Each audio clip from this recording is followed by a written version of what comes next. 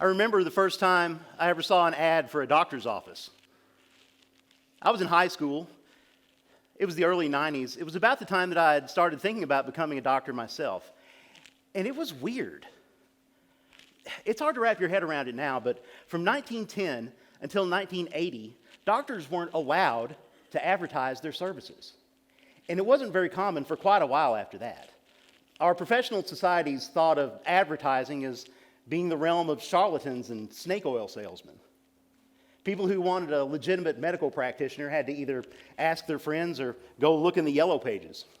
Young people Google it. And it's not like Beattyville, Kentucky was a tiny little town with one doctor. We had two. But the idea that they were competing with each other never even occurred to me. Seeing an ad for the doctor was like seeing an ad for the police or the fire department. When you needed to go to the doctor, you just went to the doctor, and if he was busy, you just went to the other doctor. Of course, that's all changed. Drive through any little Appalachian town now, and you're going to see clinic logos and doctors' faces looming large over the landscape on billboards and flashy electronic signs. When I first came to Hazard in 2005, fresh out of residency, I made my boss at the time promise me he would never put me on a billboard. I just don't have the ego to drive past a 20-foot high version of my face every day. But it's hard to imagine somebody who started even 10 years before I did having to extract a promise like that. This is just one way that being a doctor in a small town is changing all the time. And I'm not even going all the way back to the old cliche of the country doctor mixing up bromides and delivering babies in farmhouses and getting paid in live chickens.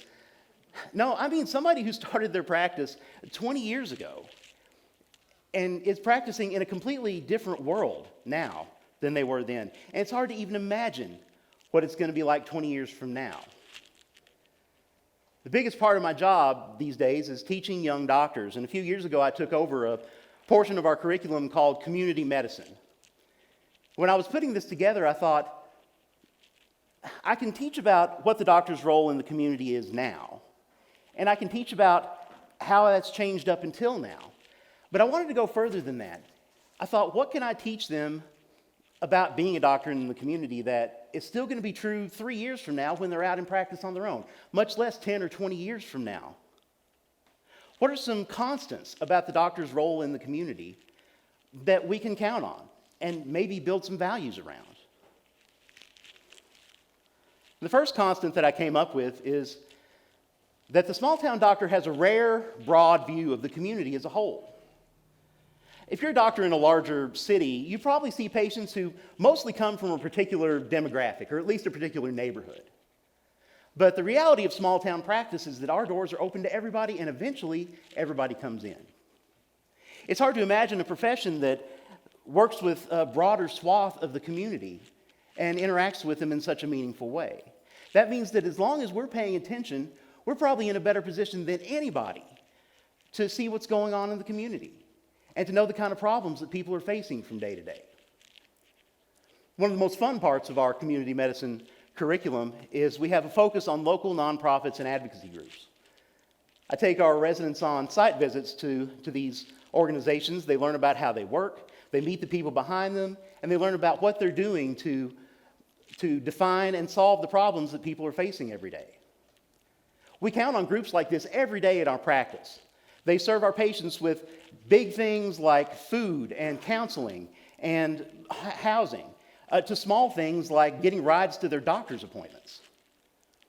I think that we owe a huge debt of gratitude to these groups, and I feel like we're in a great position to give back by serving on boards, advocating, raising funds, and even giving ourselves. The second constant that I came up with is that as doctors, our words carry weight. The residents that I work with are just getting used to having doctor in front of their names. And I try to teach them that those letters really mean something, and you shouldn't take it as claiming a privilege, but as accepting a responsibility. It means something. It means you've spent a big chunk of your young life becoming an expert in a body of knowledge. And I feel you owe it to the profession and to that body of knowledge itself and to the people who came before and provided that body of knowledge to represent it accurately. Modern medicine is guided by this idea called evidence-based medicine. I was having lunch with a friend of mine a while back, and I mentioned that one of my teaching interests is teaching the tools of evidence-based medicine. And he just got a weird look on his face and said, "What's the other kind?" But the old view, and by old view here, I mean 30 years ago. The old view is that we doctors make recommendations and prescribe treatments because they ought to work or because they won't hurt. But the new evidence-based medicine view is that we make recommendations and prescribe treatments because good quality evidence tells us that they do work. This is our standard now. This is how we practice. And that means that we have a responsibility to stay current with the medicine, to know how to be able to evaluate that evidence for ourselves, to know how to practice real medicine, and to practice real medicine every day. That's not as easy as it sounds. The easiest thing in the world to tell patients is what they want to hear. The hardest thing to tell them many times is, we may not be able to do much about your problem. There may not be a whole lot that we can do. The doctor who just prescribes antibiotic after antibiotic is always going to be more popular than the one who just tells you that it's a virus and it's going to go away in a week no matter what we do.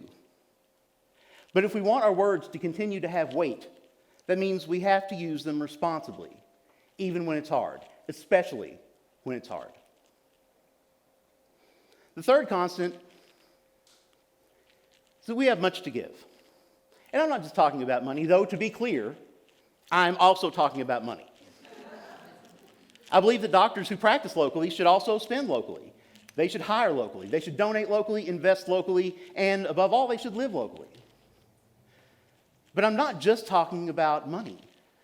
We have education and expertise. We have a little bit of notoriety. We have words that carry weight. We've been trained in evaluating and processing information. We're generally good at talking to people. Many of us have talents and interests outside medicine that may benefit the community as well. A doctor may have a ukulele act that the world just needs to see.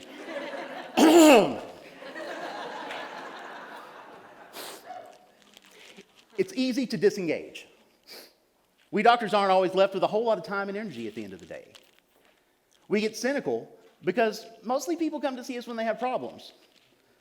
So unless we go looking for it, we don't always get to see the community at its best. But you really do see the community differently when you're at a ball game, or you're out at trivia night, or you're volunteering to cook for them, or you're playing the ukulele for them. And they're going to see you differently too. That's why in the end, I think that the best thing that we doctors can do for our community is to consciously be a part of them. We can know and love and appreciate the people around us, and we can do everything that we can with them and for them. We can do everything that we can to be real friends, real neighbors, and real people, and not just faces on billboards. Thank you.